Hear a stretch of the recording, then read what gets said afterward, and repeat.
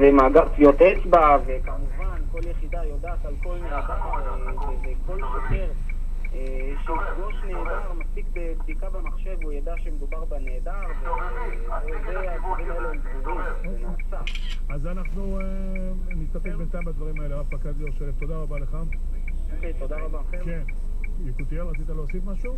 כן, אני רציתי לשאול את... הוא כבר ירד מהקו, אנחנו לא... אבל כן, כן.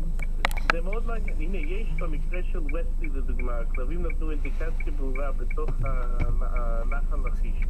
מאז עד היום... דני וסטי. מאז עד היום צוללנים לא נכנסו לתוך נחל לכיש. גם במקרה של שלומי אריאל, כלבים נתנו אינדיקציה ברורה בבסיס שליד המחצבות. אני מרגיש שכאילו אחרי אותו יום של חיפושים במקרה הטוב של המשטרה, המשפחה באמת לבד, אנחנו לפעמים לבד איתם בשטח, ויש אינדיקציה